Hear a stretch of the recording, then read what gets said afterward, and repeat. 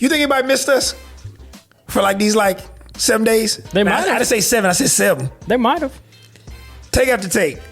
Producer Pat are the ones and twos. Yours truly, Carl Prather. Man, did you do anything fun while we were on hiatus for these 7 days? No, I've been busy. You're a busy man. That's partly why we were on hiatus. We got a lot going on. We get summer. The summer should be the time that you should relax, but it's all about getting everything prepared for what we're about to do in the fall. I do want you to recognize we have less cords now because we have newer equipment. So things are getting streamlined. Yeah, I mean it's not specifically for this podcast, but yeah. Come on, but that camera looks at. Well, we got some things. Things is stinging. That's all. We can't. You get that. You get that reference. You get. There is a lot that's happened. Before we get, we got to do some random stuff. I didn't know this was a thing until my wife said it was a thing. Matter of fact, my best friend, best man at my wedding, I saw with him first, and then I saw my wife do this. And I was like, I did not know this is a thing, but I wanted to ask you if this is a thing, because I guarantee you that the 7 million people that listen to this podcast probably yep, we do that too. Do you use subtitles when you watch shows? No. I cannot stand when people do that. So this is a very common thing. Yes, unless it's in a different language. And I will use but watching a English language movie with subtitles is horrendous. So I'm not crazy. You have heard this is a phenomenon. Yes, we all know closed captioning for all men and women across the world for hearing impaired. We understand from that standpoint, but those that are not, I did not know this was a thing. So I think when did he come? My homeboy came for a little break in late April. And yeah, it was during the NCAA tournament, so it was March. And he was watching one of the episodes because my wife and him love the White Lotus show, which I want to binge watch and watch it from start to finish. Everyone loves it, right? So he was watching it one night, the night before he left, where he was watching this episode, finished up working, he had it in subtitles. And I was like, do you know I asked him, do you know that your subtitles are on? And he legitimately was like, yeah. He's like, and they said the same thing in separate occasions months apart. He said the reason why he has the subtitles on is because when you're watching it on streaming channels, it seems like the voices are lower than the actual ambiance of the music and all the sound effects and all that goes on. So I was like, I didn't pay any attention to it until I saw my wife do the same thing. Dude, it's at the point now, any show that we turn it on, like that, or a streaming channel or something, the gazillion that we might as well just, we would be able to buy a yacht with all of the channels that we have. The subtitles are on, automatic. I have to turn them off. I went home for a dinner break this week after one of our shows at the 6. And, Patrick and I, for those that don't know, we love professional wrestling, wrestling entertainment. Don't really watch as much as I used to, but I turned it on Netflix to watch Raw for 10 or 15 minutes before I left. Subtitles were on.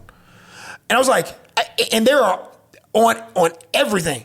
I have to cable provider, turn the closed captioning off. So I am not crazy. This is a thing. Your thoughts on this, as you just mentioned, you think it's absolutely asinine. I think it's crazy, although your friend's explanation of not being able to hear the voices is a real thing. It is real. There's been multiple YouTube videos I've seen, multiple articles written about this. It has something to do with the way that these things are audio mixed because they're primarily... It's really hard, just not to get too in the weeds for production. It's hard to mix audio for different things, right? For a movie theater, for your television, particularly if you don't have a sound bar right and the speaker's on the back of the television, that's hard. Then you go into mixing for your phone and whatnot. It is a lot. So I have heard people being like, I can't hear the voices. Still, though, it's wild to me. The crazy thing about this too is if this is a TikTok clip, people are probably watching this with subtitles right now. That's another thing. So there's probably subtitles just right here. And I've seen it on the. Yeah, I did not know this was a thing, bro. I think we're gonna lose. I think you and I are gonna lose to the subtitle world. It's here to stay, my man. Okay, cool. We're gonna be on the porch yelling at clouds about subtitles. Did not know. Yeah. Never knew it was a thing. I did understand and knew that with your streaming channels regular too, like if you have a cable provider or something, that the volume and stuff is a little bit, like as you mentioned, not trying to get in the weeds from like a mixed minus standpoint and your audio actually properly mixed. I understand it is the volume is much louder than it is if you were watching just a regular cable provider. Yeah, and you got some TVs you can go in and kind of tweak that a little bit. Yeah. There's probably a setting in your menu setting somewhere where you can do it. It doesn't do a lot of good. I just suggest if you have anything like a Roku, getting a really good set of headphones and kind of casting your television audio to the headphones. That's the move. Surprisingly, I've done that before with the Roku, the app or whatever you may have, and put your app, and it is completely different. Mm-hmm. Yeah. Interesting. Yeah. You just make everybody look at you. Just smart, producer Pat. If you would take that Titans hat off, we'd be much better. 17-0. 17-0. Hey, speaking of Titans, real quick before we get into college football, what did I do that for? The Cam Ward 5 a.m. player-led meetings. Have you heard about this? Don't roll your eyes. It's a rookie. First one to enter, last one to leave. Yeah. I had $1 for every time I've heard that in 42 years of life. Listen, Albert Breer has covered the NFL for a long time. He's the one that brought it up, talking to Rich Eisen about it. 5 a.m. coaches get there. It's Cam Ward, all the rookie tight ends, wide receivers. Sounds like a starting quarterback stud to me. My jersey also came in. I haven't worn it yet, so don't let me forget. And I was going to tell you to wear when we go to training camp to do this, but I was like, you can't do that. You can't do that, Pat. We'll do it when we come back. I can have it in a backpack though. You can't have close to me. You can't. No, we can't do that. Just that would not be. It's unprofessional. You saying it's unprofessional if I ask for an autograph from Cam Ward? Just a smidge, because I knew that was going to be the next deal. I mean, we might as well just live at, I don't know if they call it Baptist Sports Park or whatever they call it now, but at the bubble, I don't think you ever be able to come back. What if I do my professional duties and then I walk out of training camp, come back into the fan side? I can't do that. My homeboy Robert Bourne and company up there, Dwight Spradlin, and them like, can't come back. Right. Carl, you can't bring him back. Well, that's fine. It's a bad look for you. It's not a bad. They don't know who I am. So, like I say, your name's on this podcast, not mine. Fantastic. So. Push me off the cliff. Yeah. Great. Yeah. Glad we're working this out. College football had a monumental landmark day last Friday. We're recording this podcast on a Wednesday. This is available to everyone across where podcasts are available each and every Thursday morning. But yeah, the House settlement against the NCAA officially complete. District Court Judge Claudia Wilkin, who has been deliberating this deal for a number of months, finally came to a decision on Friday, late Friday evening. My phone was blowing up with folks asking about it, initial thoughts. And let's just be honest. I will never consider myself any sort of legal aficionado. And I know that eventually we would love to maybe get someone on as we get into the summer about just what this entails. But just the key points of this, Patrick, there's going to be a $2.8 million agreement that the NCAA will be able to pay and back pay to athletes who are participating in athletics at Division I level from 2016 to present day. The reason why people may ask, they were making money back in 2001 and 1998. From what I've gathered, the statute of limitations are as such that it can only go back X amount of years, and that's as far back as they can go with that standpoint. But the big thing is, obviously, we know that the majority of these dollars and cents will be going to college football and college basketball, your primary revenue-generating sports, and that looks like it's a little over $20 million. It's $20.5 million starting for the 2025-2026 academic year. So universities across the country will be able to have that as a cap. It increases over the course of this 10-year deal. So those are kind of your big takeaways from that. And then lastly, before we get into it, earlier today, there were a handful of female athletes, women athletes that did a lawsuit saying that, this is basically unjust due to Title IX. We knew that was going to be on the docket, and that's coming. I love saying from 50,000 feet, just your initial thoughts. We knew it was coming. It will increase every year, but your thoughts on just, what this looks like as we head into the next football season, and everyone has to kind of, quote unquote, stay under this cap, allegedly. Well, that's okay. So before we get to that, because I wanted to talk about that, I mean, this really is just kind of the death knell of this preconceived notion that college sports were somehow amateur sports. I mean but that notion's been dead for a while, right? But this was the final sort of thing. We've been told otherwise for 25 plus years when this really started hitting the forefront, and now it's basically the NCAA and everyone comes to an agreement saying, yep, athletes deserve a piece of this pie.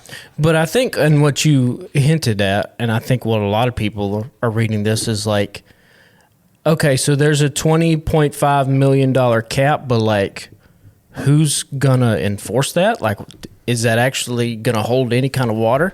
Because if you think about these other professional sports, they have bylaws, right? And it's all these owners of these teams getting together and creating these laws and bylaws that the whole organization is going to abide by. Mm-hmm. It's like Roger Goodell, he works for the NFL owners. The owners do not work for the NFL. But when you come to something like college sports, what is to keep an Alabama or Georgia or Tennessee from just going over this cap? What's to keep them? I guess I don't know whose jurisdiction this is. Great point, and I've completely left this out. So the goal for the NCAA in this landmark settlement, you probably folks that are listening to this may have been starting to notice some of the major players in college athletics have started to have their own NILs because basically, universities starting July 1 can start directly paying their athletes, right? But the other part of that that I failed to mention and completely whiffed over, there will be an NIL clearinghouse that you're going to have to basically basically like we have to pay taxes, like something that's going to have to run through to make sure the checks and balances are correct so that you can deem the NIL payments or whatever you may be doing in-house as such that it's on the up and up. So, for example, if you go to school, if Patrick goes to school A and they want to offer you $4 million, you get the $4 million, but there's some other added incentives in that move that deal to the $4 million to get that. Let's say they want you to go to a pizza place, and the pizza place says, hey, over the course of 14 months, we're going to pay you $250,000. But you'll have to be able to do meet and greets twice a month for 8 hours a day. Well, what they want to make sure is that, you're getting paid for said services and how that's itemized down and broken down. Because once you do send that, they're going to ask in retrospect, are you actually fulfilling your obligations to make said money? Now, as you just mentioned, I just truly believe that there's going to be loopholes around this. You're going to get very creative in how you can do this. I don't care. We will not name a university, but it's just the way of the world in college athletics. Well, we know the ones that are going to try it. We know the ones that are going to try it. Do you get what I'm saying? Yeah. So, like, if Patrick Akers still works at this said, or is doing things for this pizza place, and let's just say for the sake of argument, they want you to sign,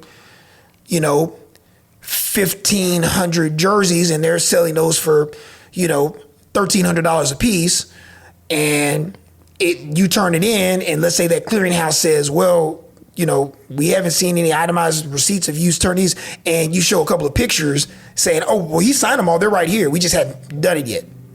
That's just an easy way to get around it, right? Yeah. So I just think that you're gonna have a lot of things like that. Listen, do I think that in theory this is great? It is. I do. There's just two parts for me that I just think that we're just going to continue to go through this hamster wheel, because the revenue is going to continue to increase, and each year the cap is going to increase. So if we're at 20.5 right now, just think for the sake of argument, Patrick, year 7, what if it's 40.5, right? 68.5, 115. So you're still going to get to the point of, like, as you mentioned, and you said this, and you have been steadfast in this, you're still eventually going to have the have and have nots. So this is 20. So in 2034, the year 9, and the cap is at 125. How many universities at the Division I level are going to be able to afford $125.9 million? And there's going to be a complete correlation between those that don't have it and those that do, which makes us all believe, as we've said eloquently over the time we've had this podcast, we're going to have the top 68, to an even number of teams that are going to be all alone in college basketball, men's, and football, or just football alone, and then divvy up the rest for college basketball and figure out a way to do that. Because the Dukes of the world, the Kansases of the world, the Villanovas of the world, the Marquettes of the world, they got $20.5 million. Well, you're going to do the best you possibly can to not only attract the elite talent, but that talent is not going to say. I read an article on NewJersey.com, NJ.com, and they interviewed Jay Billis. And Jay Billis basically just said he doesn't believe the transferring, especially in college basketball or college athletics, is basically going to be done. You may transfer and get a few pieces here and there, but the money's going to be as such that you're going to be able to set contracts. If that said player wants to leave, they're going to have to produce some sort of buyout. So, if someone is paying me, whether it's $115,000 or $2 million, I don't want to have to pay any of that back, especially if I spent it. So right. I agree with it from all fronts. I just still think it's going to really truly make a complete divide in those that can do it and those that can't do it. And what is to keep, like we've talked about before, the SEC and the Big Ten? I guess my confusion is I don't know what is stopping the halves of these universities to just go off and do their own thing. Because let's say, okay, we don't like that. We can pay more than $20.5 million. So why don't we just seclude ourselves and make our own bylaws? I mean, this is how the NFL started. This is the UFL. This is how it is. You can work within a framework of your own organizational rules. Because if someone wants to go over $20.5 million, is it the government enforcing this? I mean, they created this sports commission, but what kind of authority does he have in the face of this? I also believe, and you mentioned, I just think ultimately, I don't know how many years we stay within the framework of this settlement, but I think sooner rather than later, college football players and just college athletes, they're just going to be employees. Now, yeah. I truly believe, Patrick, I've said this, I'll continue to say this. I think that if you're an athlete, I think you do not want to be an employee because of all of the loose base rules that you have to be able to accumulate as much worth in assets from a financial standpoint that you can. But I think you're going to look at this, and this quote unquote cap is going to continue to rise. And I think you're going to get to a point where it's going to be basically everyone's employees.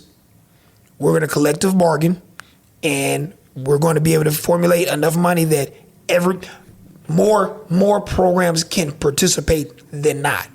And that way you'll be able to not succinctly maybe have to add an extra league or whatever, even though we may believe that we're going to have it some time down the road, your top 68, top 80, whatever programs, and they're going to sit alone and do their own thing in football.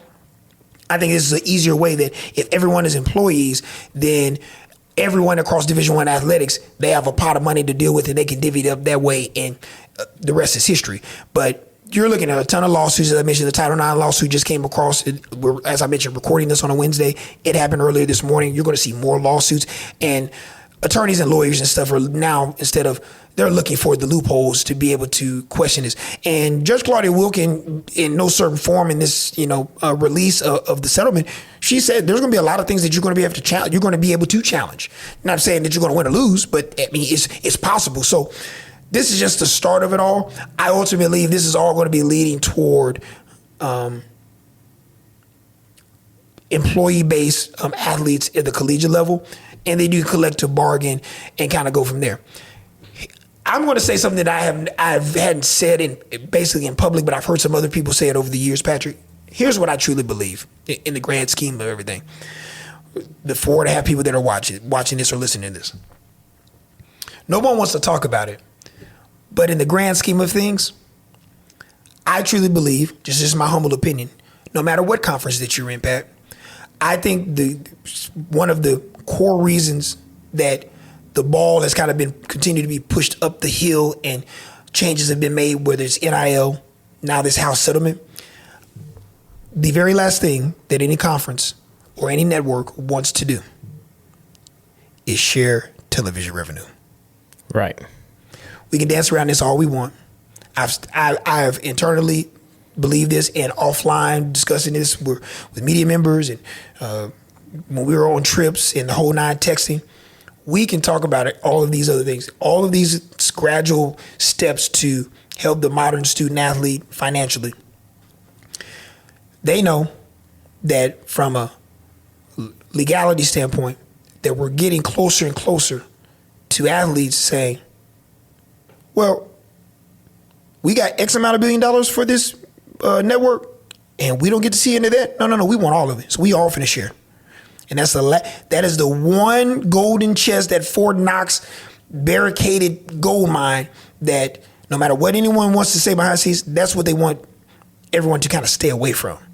But we're getting to a point where you're going to, especially once you kind of maybe get into this collective bargaining, that you're going to have to redo these contracts, especially if you decide to have a new division of football or basketball, your major revenue generating sports.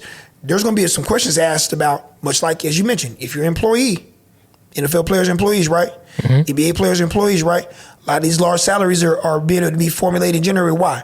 Television. And there's a revenue distribution that they get. And I know conferences do that as well, but they're going to want more than just what you're giving them.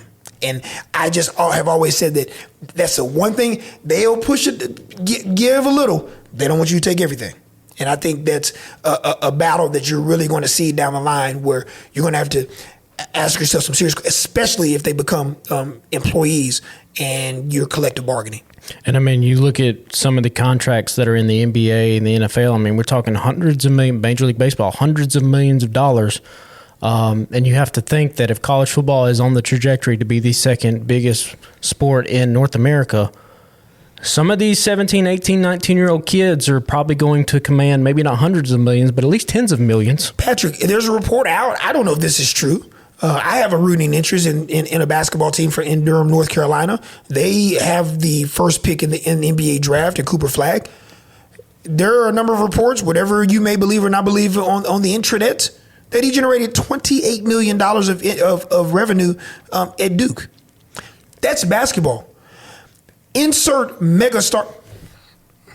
How about this? Could you imagine in 2010 what Cam Newton would be worth? Cam Newton, Tim Tebow, Johnny Manziel. Could you imagine Johnny Manziel? What he would generate? As we like to say, the landscape and the scope of what we have now. So it's not far-fetched. If Cooper Flagg was allegedly making $28 million, and some other football players out here are making allegedly $8 million, and the money is rising to that point, who's to say you're not hitting $50, $60, $70 million down the line? Which makes me believe that, as you mentioned, you're especially if you're collective bargaining. Like, I mean, there's a lot of things on the table. Those are kind of some of our initial thoughts on it all. Once again, we will never ever act like we are aficionados when it comes to like the legalities of all of this. We just want to hit the core, key points and bullet points of this settlement. But I just think the groundwork is great. I think the premise is great. I really appreciate what this looks like in some concrete framework, so that it's basically potentially even playing field across the board for football. But is it really? No, it's not even playing field. It's going to keep going to the Alabama, the Tennessees, the Georgias, Ohio States, Michigans. It's going to be the same teams that are already there, still doing it. And Ralph Ellison paid $10 million for Bryce Underwood. Yeah. And there's a lot of your universities. I do know. I remember seeing on social media. Ohio State has, obviously started their collective. I know Alabama has Alabama. I know Auburn has their collective. So the collectives are going to continue to grow. And I just think that it's very advantageous if you don't have one, no matter who you are. A program in the MAC, a program in the SWAC, a program, no matter who you are, the FCS, FBA, everyone needs to start finding ways to get. I don't care how much you have in the war chest, but start building these collectives and being prepared. I just think if you're not prepared in the next 24 to 36 months, it is going to be damaging to your brand, especially if you're trying to compete. If you say you truly believe you're trying to compete for college football playoff berths, major bowls, revenue generating things that can continue to keep you relevant, it is you better be prepared and try to do that. Prime example, read a report today from Texas Tech. Texas Tech has a major donor to that university. I think their football program is going to at the end of the day, with all of their contracts, $55 million at Texas Tech. Yeah. So listen, there's opportunities we mentioned it, for programs to thrive in a basketball or thrive in a football and rally everything together to be able to be successful and competitive.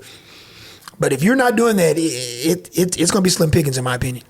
Yeah, and it's going to be the same way that like we see in Major League Baseball and the NBA. Like you're going to have a lot of teams that say they're competing, but they're actually really not, right? Like, I mean, you go to Major League Baseball, the Pittsburgh Pirates are just fine being what they are. Like the owner really doesn't want to be a champion. Same way you go to the Cincinnati Bengals. They're having this whole thing right now with Shamar Stewart, which is kind of crazy off the wall. Like they don't really want to win, and they happen to have a generational wide receiver and a generational quarterback, and they're just kind of being cheap about it. So you're going to have a lot of schools that puff their chests out, say they want to win, but obviously they're not going to put the resources behind it to make that happen. Yeah, we shall see. Once again, 2025, 2026 academic school years when this is implied. So anything prior to, and this is the reason why a lot of these teams were trying to pump as many resources into this year's rosters, because this will really take effect for them next year. College basketball will be able to deal with that starting July 1st, but more importantly, universities can now directly pay players. So I think it's, to me, much more important for these collectives and set boosters and donors to universities to be able to really jump on these collectives and thrive from that way.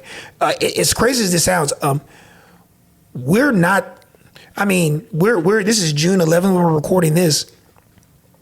A month from now, in a couple of days, Patrick, basically, we will be in Atlanta, Georgia for SEC Media Days. And, that's kind of the unofficial, start to the college football season. We'll hear from student athletes. We'll hear from head coaches. Because we'll kind of get a little bit better senses as we get there and hear from them. Fall camp is not what it used to be relative to having months on end, like a month or two on end to be able to get ready for the season. It's literally 3 to 5 weeks, 3 to 4 weeks. You're just trying to settle your depth chart and kind of get ready, right?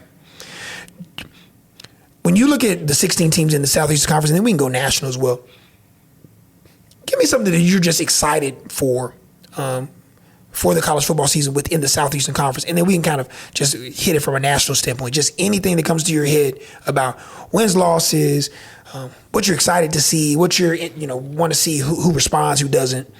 I think we're going to get a really good bunch of conference games out of this. We mentioned a couple of podcasts ago sort of the depth of the quarterbacks in the SEC. I'm hearing a lot of people starting to jump on this Lenore Sellers hype train. A lot.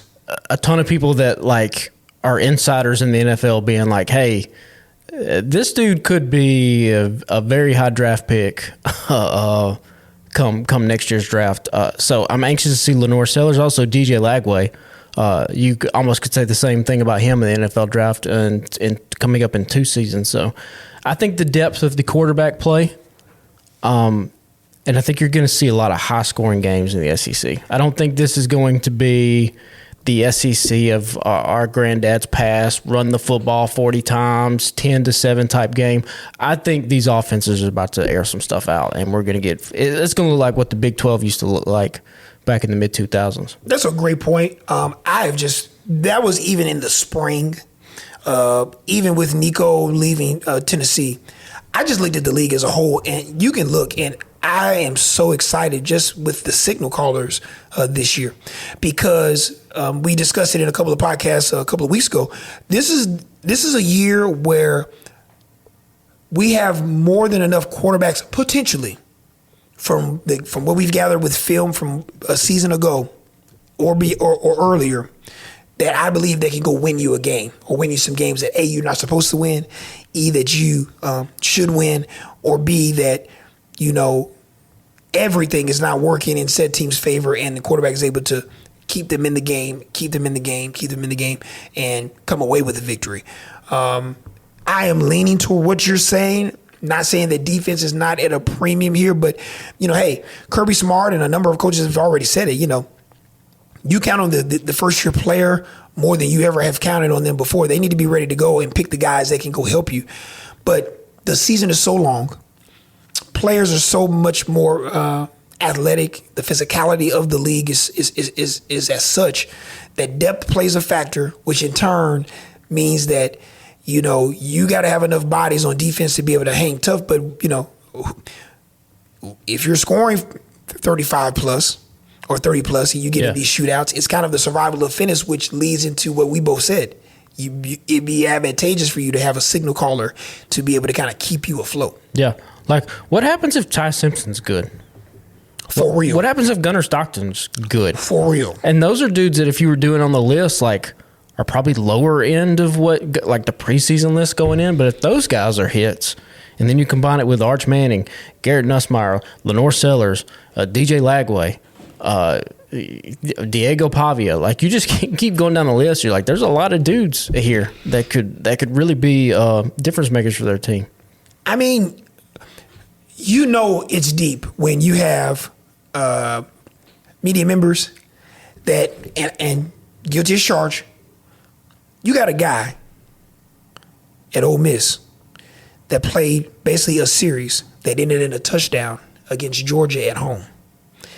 And people are basically saying that this kid is far and away arguably the best prospect on that roster and one of the best prospects in the country in limited fashion in Austin Simmons. So, like, we didn't even mention Arch Manning. And listen, I'm the first to say I believe Arch Manning can play. From his limited amount of work, I believe there's a chance there for him to be a really, really, really, really special player. But when you've thrown under 100 attempts, there should be something there to say, like, I would love to see more. But it also goes to the fact of the depth of what we just mentioned. We have not said anything about Arch Manning until now. We talked about all these. So it goes to show you. Didn't say anything about John Mateer at Oklahoma. You know how big of a fan I am with that kid. Yeah. I think they can win the whole league. We hadn't even mentioned, and I get it, Jackson Arnold has not played a down for Auburn. But this is a year that within this league, if you're a fan of one of the 16-member institutions in the Southeastern Conference, even if you don't know what your team looks like we don't know what Kentucky looks like. They have so many transfers. I don't know what Mississippi State looks like because they've had so many guys transferring in. I don't know who's who. Quarterback, has played, but he's, been injured in his time before he transferred in. Like, everybody has a glimmer of hope just to be in games. To win the league, I don't know. To be in the middle of the pack, I don't know. But to be in each and every game. And that's going to be, in my opinion, I completely agree, like maybe the beauty within the league. Like, there's probably 8 coaching staffs who, when they start the meeting every morning, like, guys, you do realize we have a legitimate shot to win this conference and potentially win a national championship. I mean, you go from Bama, Auburn's probably saying that, Kiffin at Ole Miss, like you said, Mateer at Oklahoma, if he hit. Texas is for sure saying that. Tennessee, Georgia. You don't think our boy down there in Florida, old Billy ain't saying that? Well, he's looking at DJ Lagway in the center being like, I got a guy. I got a guy. We got a shot. Like, I got a guy. It's a lot. It's going to be interesting. Man, we haven't even mentioned Texas A&M, and Texas A&M has a guy there that has all of the tools to have an opportunity. And when I say all of the tools, because it is. It's low-hanging fruit when someone says he has all of the tools. He can make every throw. But there's been enough there, warranted enough, that he replaced a starter last year. Well, also, when you look at Mike Elko, you bring up some of those games last year and you go, guys, if this play breaks our way, how much different does our season look? Like, we're right there on the cusp, too.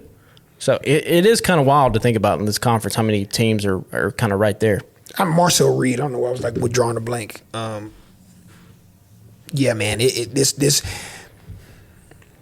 is a year where I have to say to myself, and really would have to go back, and I get it, it's prisoner of the moment, right? I think that we say to ourselves, oh, well, this is the best it's since, but it legitimately is, there may be 13 quarterbacks that you may have a chance. Yeah. And the only reason why we said the other 3, i.e. Kentucky and i.e. Mississippi State, those 2, we really just don't know what that looks like across the board. But yeah, I'm excited. That's my storyline. It's just the quarterback depth, man. And how many? Oh, and Tennessee. That was when I said 13 of 16. The other 13, man. Like you can say to yourself, like, man, that's kind of. I mean, it's pretty legit that you can, believe that you got a guy good enough to be able to just at least keep you in the game. And the SEC is the only conference that has that. Like the Big Ten, I think, is really top heavy. You look at Michigan, Ohio Illinois State with Allmeyer. That's a good point. Big 12, my boy Dan Pierre, who I think is just pure electric at Utah, headed into Utah. I mean, of course, Arizona State Levitt is ridiculous. But no, that's a good point. Like, is there any other league that has 13 other guys that you could say, hey, you know, even if it's a quarterback battle,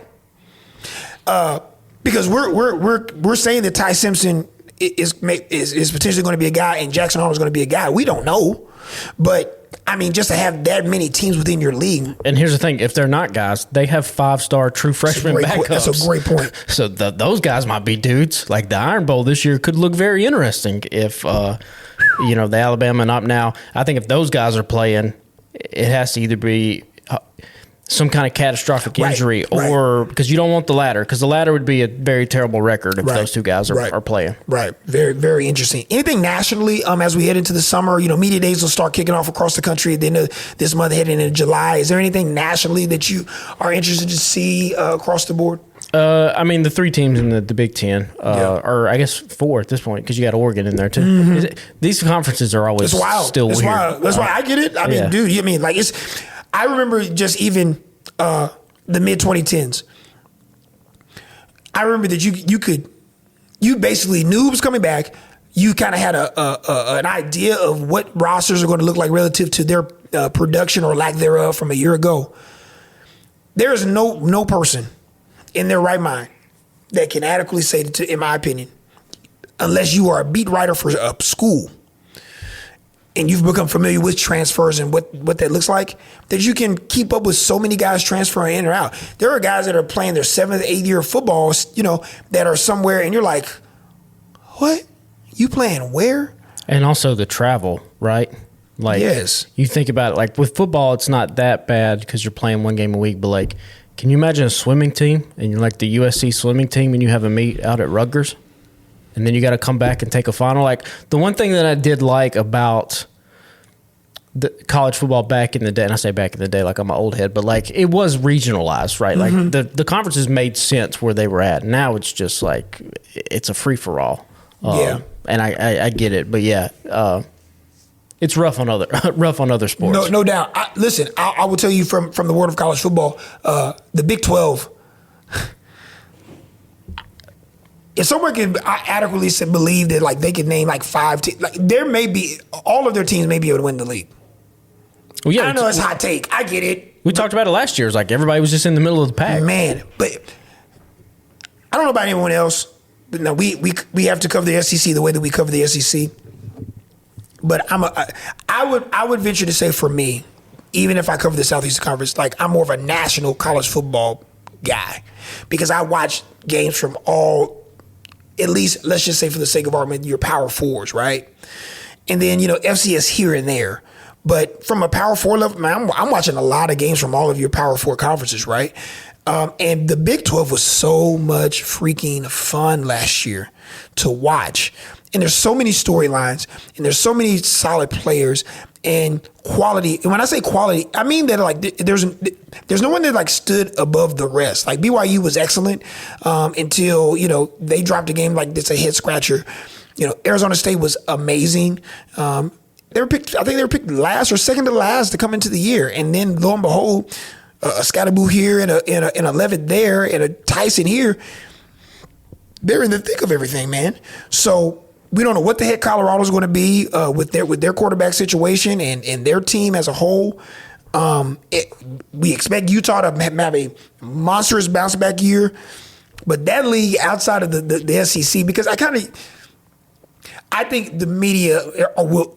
I would be shocked if the media does not pick Penn State to win the Big Ten, right? I would be shocked. I think Penn State is going to be in the top 3. I think in no certain terms in the coaches poll or media poll, you're going to have Penn State or Texas number 1, and then you're going to have one of those other two, either 2 or 3, and then a combination of no certain forms of maybe a Georgia, or something like that in your top 5, right?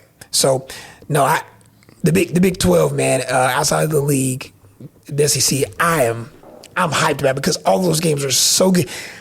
nobody talks about Kansas. And Kansas, you got your running back, you got your quarterback rather. He's back. He was injured. Like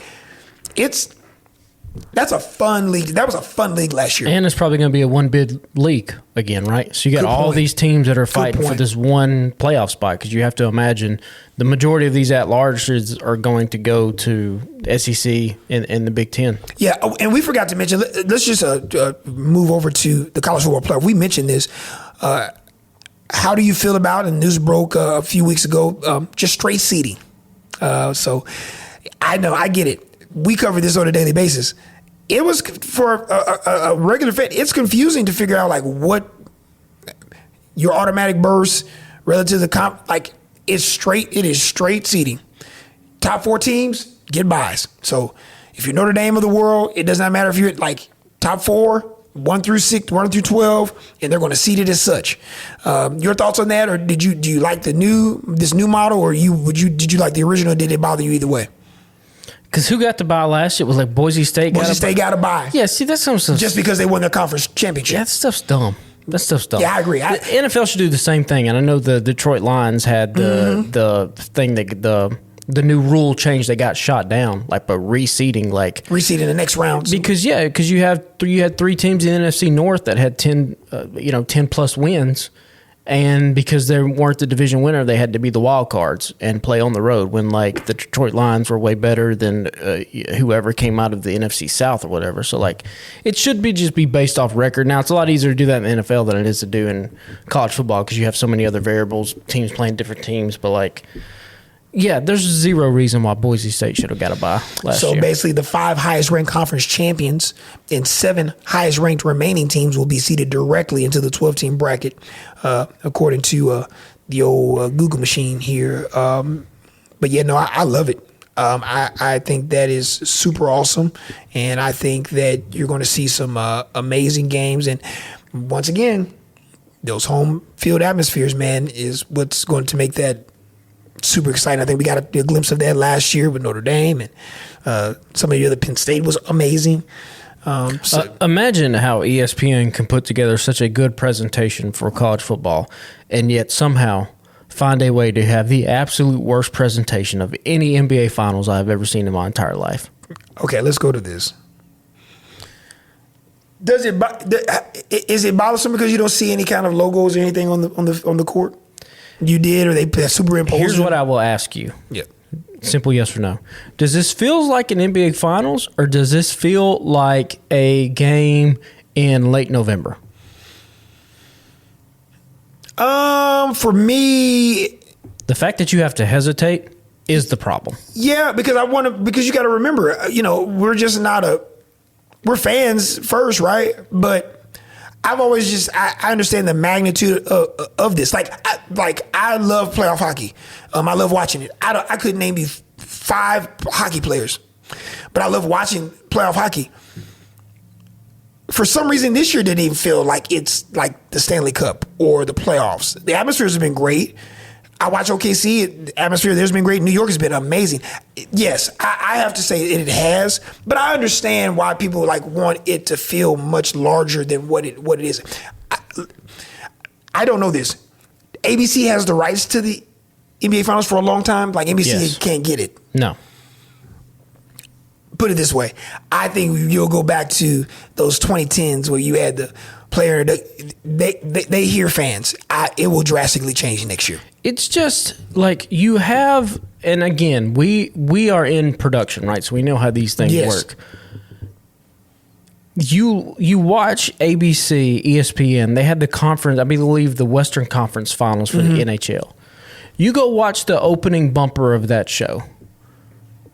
You have a historic player, or a well-known player, and I think PK Subban that did the intro. But then you have all the players introduced, and it introduces you to all the storylines. If you go watch the opening bumper to the last 2 NBA Finals games, there's not a single current Indiana player, Indiana Pacers player, or Oklahoma City in there, or Indiana Pacer player in there at all. It's Larry Bird, Michael Jordan, all these guys, and I get that. It makes sense. But you are not telling the story of, if you are a fan coming in to watch this, here are the two absolute best NBA teams that, by the way, you can't blame it on the style of the game. The pace of these games have been fantastic. It's one of the best playoffs years I've seen in a long time. So it's not their fault. It's not the players' fault. They run up and down. It's super exciting.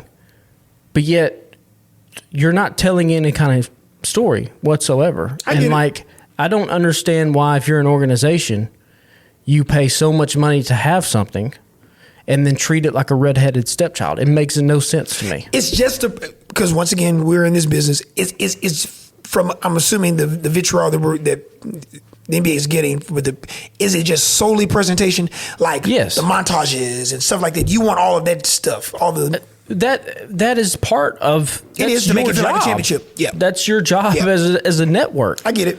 So I don't know who's running it. I don't know who's over it, but like... And then it was the meme of, they put the logos on the superimposed court. them. Man, it was just digital. It was. And like... I know. So because that acknowledges that there is a problem. We're hearing you, but this is all we can do right now because we can't just dramatically... let me ask you this. Because, like I said, we're recording this on a Wednesday. This is a game of 3. Mm-hmm. Game 3 tonight in Indiana. Do you think that the presentation changes? No, I don't. You think they're stuck in their ways? And also, like, think about the Super Bowl, right? Yeah. And you have all the... Incredible. From ESPN presentation, you have Super Bowl. You got Teddy Bruschi, part of a Patriots dynasty, right? The Fox thing. They got Tom Brady down there on Bourbon Street. You got Michael Strahan. You got Terry Bradshaw. You have these legends, these Hall of Famers. You go over to ESPN. You got Bob Myers, GM of the... Okay, cool. GM of... You got Kendrick Perkins. You got Stephen A. Smith, who, by the way, never played in the NBA. And you got Malika Andrews, who... She is being positioned as a star. She's a star. She is a star, but I think to the casual fan... It feels a little different when like that's the pregame people you're trotting out. Like, I would much rather just be in the arena for 20 plus minutes and just be down on the court, do the player introductions, than whatever this pregame is that they're having. And then you get to the halftime, and good Lord, the halftime is 65 seconds. Patrick, I'll be honest. I have no... I know I may be the minority, so be it. I like the team that they have on the ESPN, but I understand what you're saying. I think that it would be really cool if it's all like seamless. Like, I would love to have Malika and Bob and Stephen A. and Big Perk. I would love for them like to be closer to the action. Have them on the floor. You can set a set on the floor and give enough time to preview this thing, do this thing, be able for them to get up, roll the set off, and then get into the montage of the player introductions and stuff like that. When we talk about, like, because it's a great point, even from the collegiate ranks, think about the college basketball national championship. You have a great, Kenny and Ernie and all of them have been doing it for the longest time. You have a build up to it. They're at least closer to the action. Yeah. But then the other part about it, as you mentioned, you go into the player introductions and you go into that. Man, like, that's my only thing. I just wanted to feel a little bit bigger. And I get because I'm about the casual fan. See, we're gonna watch regardless, right? And we can critique this or that. They can keep it as it is, and I'm going to be A+ okay with it. But to continue to draw more fans in it that are not in it, like Stephen A. and Malika and Bob and stuff, just to have people to sitting around. You don't care anything about basketball, never care anything about it, but like as we like to say, the ambiance of it, the presentation of it, just keeps you there. And then because the product's great. We can dance around this all we want, and the ratings are down, and people are, the ratings are down, whatever. The product has been as good as it's been in a decade. These playoffs have been fantastic. But I do agree. People need to understand that it's not all about the hardcore. It's about bringing other eyeballs into it, and those things, those little things that may seem minuscule to some, are a big, big deal to be able to draw people in. Even just a casual fan, like when you have Tom Brady at the Super Bowl, and someone asks him, what's it like preparing the night of, knowing that you are going to be the starting quarterback for a team? That's fair. Who on ESPN can do that? That's fair. And it's going to look really bad because the boys from TNT are coming over to that network next year. And you're going to have a real interesting dichotomy between here is the lineup the ESPN's putting out, and here is the inside the NBA guys. We have Charles Barkley is he's probably the best sports personality on TV. They've had the best sports show for more than 20 years. Like, it's been that great. So that's going to look real different when Can it comes I ask you over. this? Yeah. I don't know this. I would have to research this and look this up. When they are making their move over to ESPN, I just assume, especially year one, I just assume that inside the NBA crew are going to be the main focal point. They're going to move everyone else out. They may have a Stephen A., but they're going to move everyone else, and they're going to do all of the finals. There's no way. The criticism the NBA and ESPN are getting right now will be tenfold if they have the inside the NBA guys in-house and not on the finals. Yeah, they got to be on the finals. Like, I mean, you save everything with them on the finals. Listen, I understand a casual fan or even hardcore fans like yourself and myself, like the frustration of it all, Patrick, with the NBA in the finals. But I think with these new television deals coming into play for the 2025-2026 season, I think it's going to be legit. I think you're going to see everything ratcheted up a lot more from a presentation standpoint and value, entertainment value. And, of course, I just think you can't ask for a better product on the floor. These, like I said, people can talk about low management and all of these things and guys playing and not playing. The playoffs have been must see. And we know what playoff hockey is. Stanley Cup has been great. And who's on the playoff hockey? It's Wayne Gretzky. Wayne Gretzky's on there. It's the greatest NHL player of all time. That's fair. So you got to start having. I think you're going to see more of that. Throw some money at Steph Curry. Get him on the pregame. Like he can't have a temp job for 2 weeks. Yeah, because they had Draymond like after that. But maybe is this some part of that is like some of these athletes don't want to do it. You know what I mean? Like, I don't want to do that. Yeah, until you say, okay, what's the number? 16 million for 2 weeks worth of work. So, like, okay, yeah, I'll do it. I think you'll see. I think the presentation of this all will be much, much better next year. I'm even going to rule it. Fingers crossed, toes crossed. That it's a little better tonight. We don't even know. And then watch tonight, like the feed will cut out. Don't do that. They'll do something else. Who do you like in the series in the NBA? Indiana Pacers, OKC, Game 3 tonight. I think the Thunder have it. People are always like, "Oh, this is a series." After Pacers got, I don't think it's a series. I think the Thunder are about to run away with this. I thought it would be a gentleman's sweep from the jump. I did not think Indiana was going to win one game at OKC at all. I thought their game they were going to win was tonight. But no, I think I believe Indiana's going to come out, and I can see them having a double-digit lead at the half, and then much like an anaconda or a snake, just squeeze the life out of the Pacers. And if the Thunder do win, we are going to have this conversation. Shai Gilgeous-Alexander is 7 years into the league. Yeah. The things that he has done in those 7 years, if he comes away with a championship. Yeah. There's only one other guy in league history, and he happened to wear 23 for the Chicago Bulls. Mm-hmm. I'm not saying that SGA will be the next Michael Jordan, but he reminds me a lot of old MJ. Really? Yes. I do not see that whatsoever. You don't see an SGA MJ the mid range jumper. No. SGA's leading the league in scoring, not taking a bunch of threes. I think he made 2 threes. No, I don't see that at all. Okay. I see more. The last guy to average 30 in 3 straight seasons was Michael Jordan. Yeah, I agree. I just think their games are not.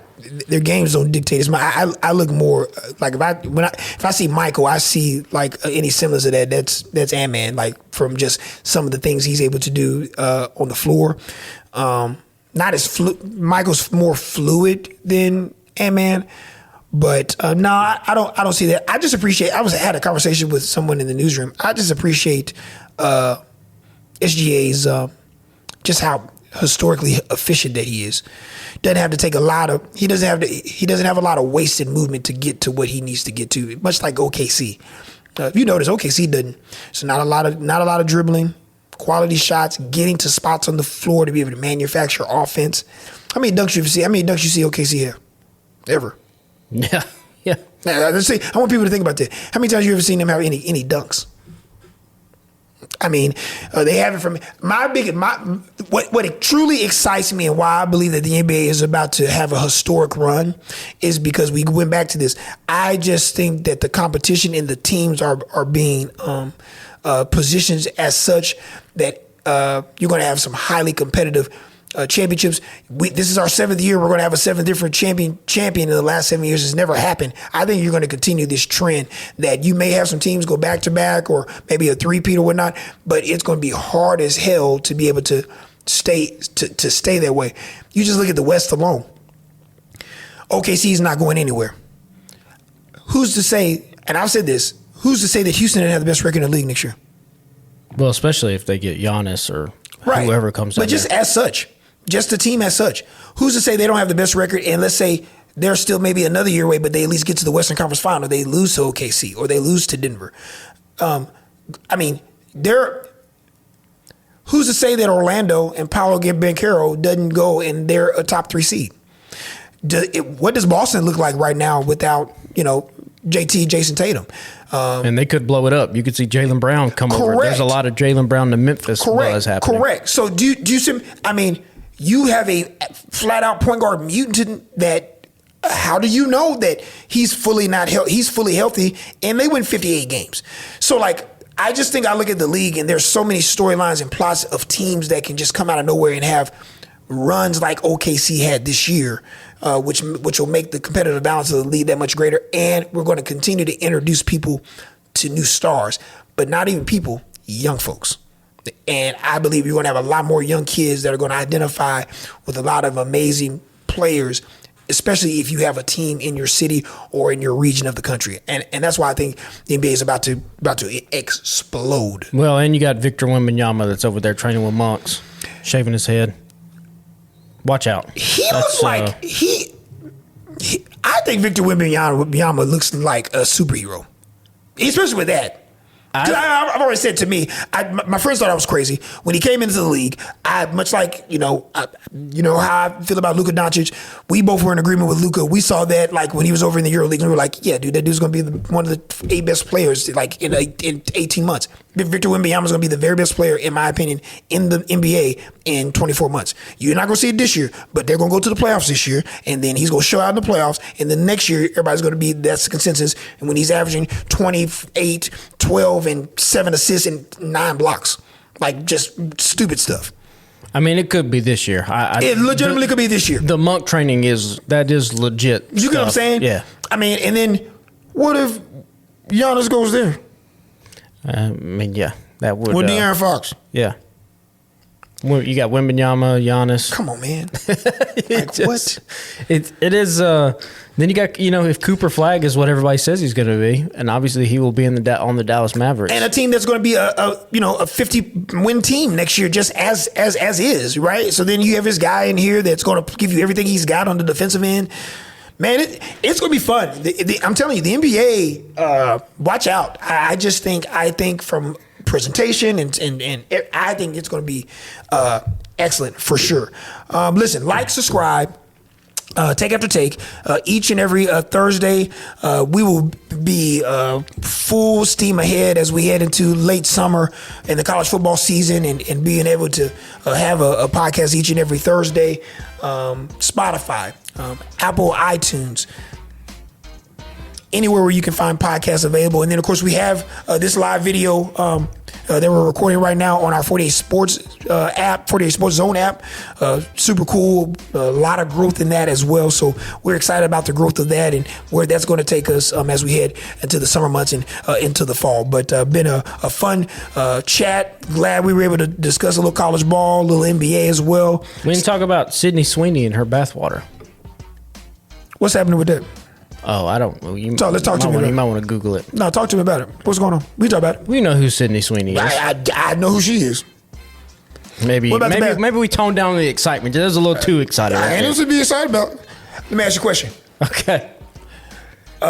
You were a kid and you walked into an establishment that maybe has Wall and Mart in it, and you walk in the establishment and you getting checked out, and your mom, dad, someone is in there, and you see that icy stand over there, and you got excited to see that icy stand and stuff like that, and they were like, "No, you can't have that." Sydney Sweeney's a lovely lady. I can't. What can I do with that? I can't. Well, you can buy locked it, throw it away the key. Double digit years over here. We can't. We can't do nothing with that, bro. Like we over here, we locked up. You can buy her bath water. You can buy her bath water that she's turned into soap. And the soap that they unveiled has a hole in the middle of it. So I'll let you use your imagination what that hole's for. We out. Thanks for watching, because you do too much. I hear you. I just wanted to keep the people informed. I thought you were just gonna leave it at the soap. Well, you gotta tell people. The thing is, the hole in the middle is the selling point. I didn't do this. Appreciate you all watching it, listening to this. Listen, I promise you, I don't know if it's gonna get better or worse. It'll probably get worse. Probably gonna get worse. I ain't gonna lie to you. It's probably gonna get worse. For producer Pat, I'm Carl Prather. Sydney Sweeney, Bathwater. Do your thing, girl. Just make all the money. Get me alone. We'll see y'all next week.